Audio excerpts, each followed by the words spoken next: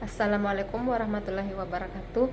Perkenalkan, nama saya Alia dengan NIM 90500123103.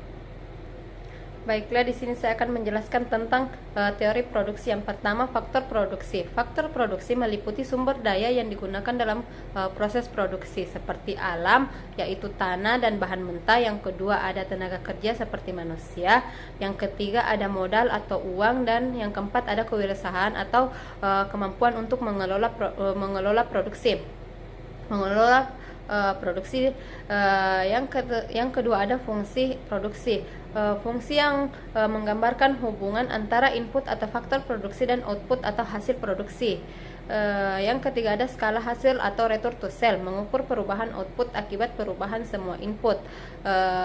Yang pertama itu increasing return to sale atau IRS, yaitu output bertambah lebih besar dari input. Yang kedua, ada constant return to sale atau CRS, output bertambah sebanding dengan input. Dan decreasing return to sale atau DRS, output bertambah kecil dari input.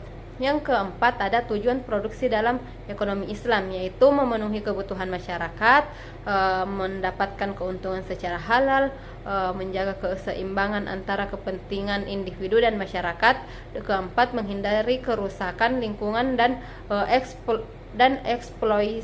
eksploitasi. Yang kelima, ada motivasi produsen dalam berproduksi.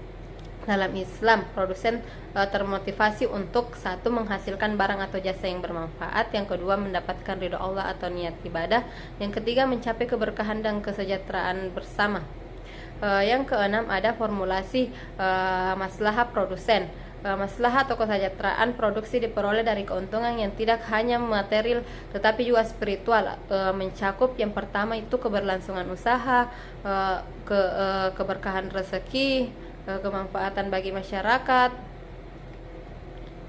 Yang ketujuh, ada perspektif Islam dan nilai-nilai Islam dalam produksi. Yang pertama yaitu thayyib, halal dan thayyib.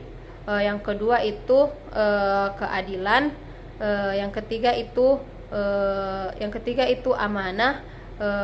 Yang keempat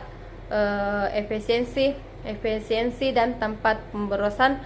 Yang terakhir yaitu lingkungan, yaitu menjaga kelestarian alam.